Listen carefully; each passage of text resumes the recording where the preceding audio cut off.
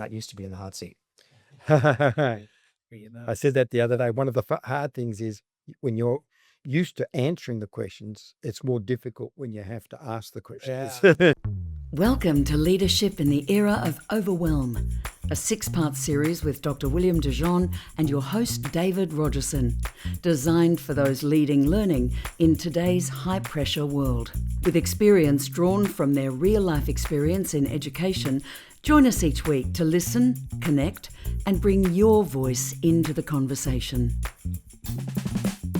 Well, hi and welcome to Leadership in the Era of Overwhelm. It's the show that we've planned to help leaders who lead learning in the new era.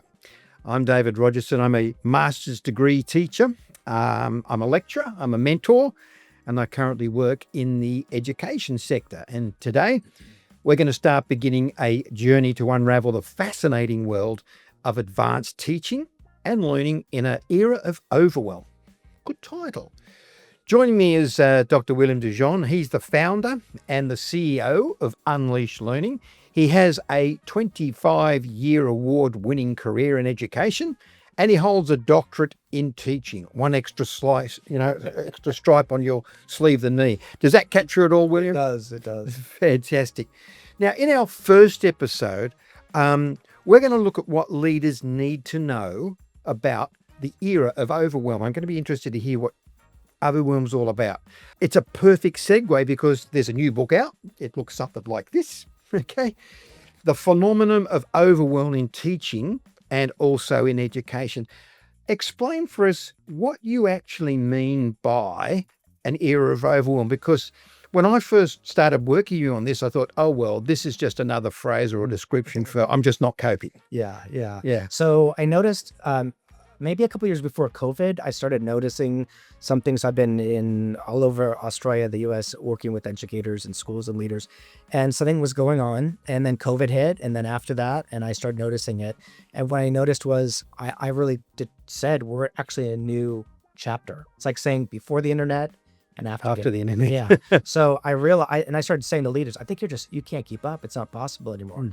And what the era of overwhelm is we're now, and I mean, whether you're in education or not, but we're now flooded with information in the teaching learning space, evidence this, impact that, implicit this, all these frameworks and strategies and systems.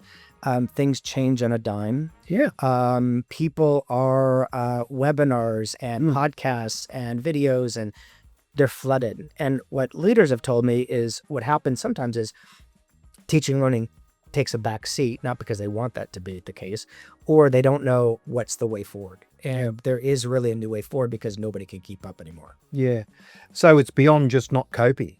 Yeah. Well, the result is you can't cope because, yeah. And also what happens in this era is the chase is on because the latest new thing. And now it's, and I mean, no disrespect if I'm speaking of people experts in this area, but it's like trauma now this or well-being that, or this literacy this, and you're just constantly chasing the next thing.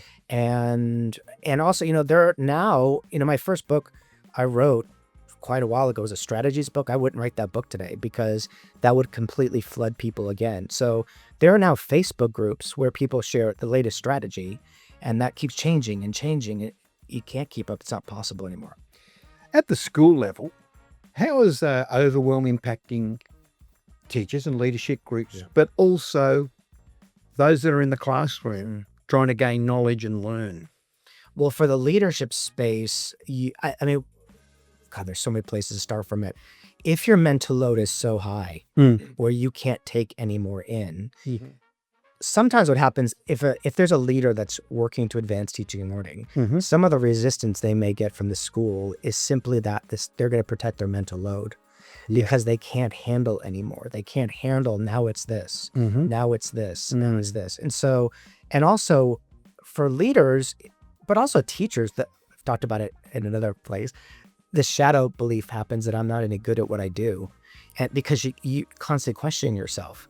So now there's this, I don't want to say what they are, but they'll hear things like explicit this, science of that, impact that, and you're constantly questioning yourself. But the positive thing is we're a teaching and learning organization. So if we can go back to what we're about, which we'll talk about, we can lower the stress and we can boost the impact.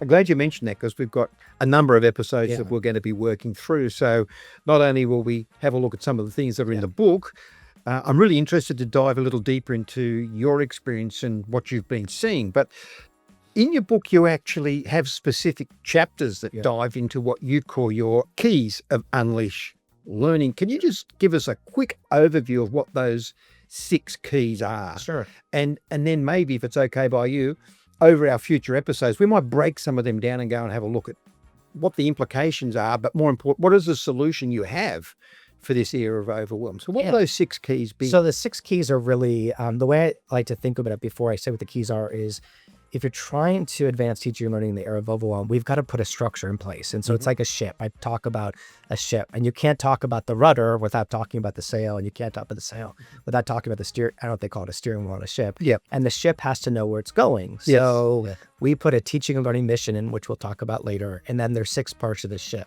So one of the keys is the key of teacher. I could talk for hours about this, but who the teacher is matters. I've met more students who told me they can't remember the subject they taught, but they remember the teacher.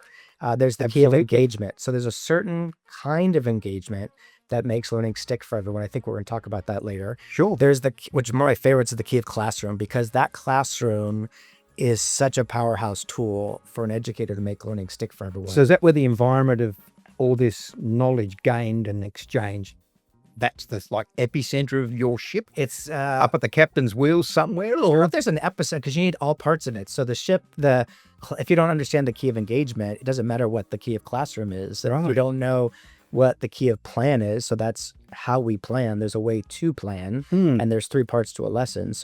But that doesn't, if you don't have the classroom, you need all parts of it. Yeah. And then there's the key of inclusion, which really is about who is lifting the weights, who is engaged in that room. So that's kind of that summation of it. Yeah, and you talk about inclusion and planning as well. Yeah. So the key of plan, how they plan, how a teacher plans, and we show what to do in the planning to lower stress and use time well. And then the 3 parts of the lesson, the beginning, middle, and end. Most educators, when they learn the key of plan, they'll say, it's the closing I gotta work on. You sound like a salesperson now. Closing, it's the closing. They always say that. Yeah. It sounds like in this vital era of overwhelm that you've identified, but I don't think you're alone there, if you don't mind me saying. You've done a better job of nailing it. The overwhelms, it's ubiquitous. It seems to be everywhere. Okay, so not just in education, it could be in families, it could be in hospitals, whatever it is. In unpacking all these key elements in our upcoming series, where do we actually start? Who's responsible for saying in the education environment, wow, we're overwhelmed? Is it bottom up? Is it top down? Where is it? Where does it sit? Well, if the question is how do we address it, we've got to build capacity through the whole organization. So I would say community building. So you've got the leadership team, you've got the experienced teachers, not necessarily all of them. I'll explain why. The new teachers, the mentors, the instructional coaches, the network. If there's a district, the district. So there really isn't, I think of it, there's an old way of advancing teaching learning, and there's a new way in this new era. And we could talk a little bit about what that new way is. And what people are probably going to hear is, oh my gosh, one more thing. But actually the new way is going to get to the crux of people's thinking. It's going to lower mental load. It's going to help people take on new information with ease. But we have to approach it a little bit differently now because of the era that we're now in. I got a feeling after the time you and I have worked together and me actually standing up in classes and teaching as well, my answer is going to be, oh my gosh, that's me.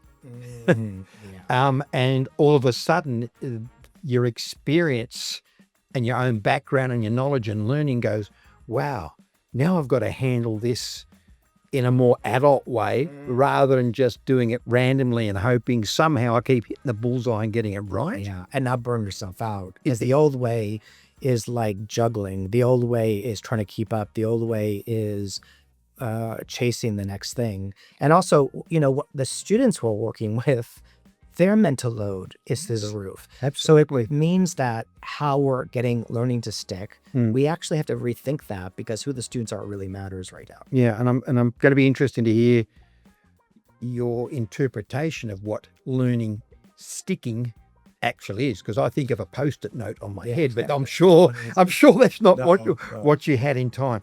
So as we close our first episode in our series today, and again, quick shot of the book, nothing like having a plug. We're going to look in our next episode at teaching and learning in the era of overwhelm. We've done a pretty broad brush look here. We've opened the umbrella up and see what's being caught underneath it. What would you say is the one important thing of firstly identifying the degree of overwhelm inside a school? I think people are going to resonate just listening to, because usually when I talk to leaders and I explain, is this happening to you? Is this happening to you? Is this happening to you? They'll go to me, yes, it is. Why isn't anyone talking about that? Right. So partly what helps us is knowing where we're at. Yep. I could just say, does it feel like you just can't keep up? Does it feel like you're chasing the latest thing? Does the next initiative come to your school on a dime? Does the state, and I mean no disrespect, or district say, now it's this, now it's this, now it's this? Are you knowing about researchers and theorists saying, don't forget this, or you're hearing high impact, teach for impact, evidence-based, all these terms and Pedagogy. Yeah, and so you're flooded and you're trying to keep teaching and learning at the top of the priority and your leadership team. So if you can relate to any of that, you're in the era. Fantastic. Let's cover a little bit more of that in episodes 2. In our X episode, I said we're going to look at teaching and learning in the era of overwhelm. There's a lot to unpack even further about overwhelm. I'm David Rogerson with the show that helps leaders who lead in learning in this new era. Catch you with me and William again in the next episode. Oh, cool. He's got a radio's voice, doesn't he? Nice job, David. Thank you. Leadership in the Era of Overwhelm is designed for those leading learning in today's high-pressure world. Don't forget to like and subscribe below. And if you've got questions, we'd love to hear from you as well.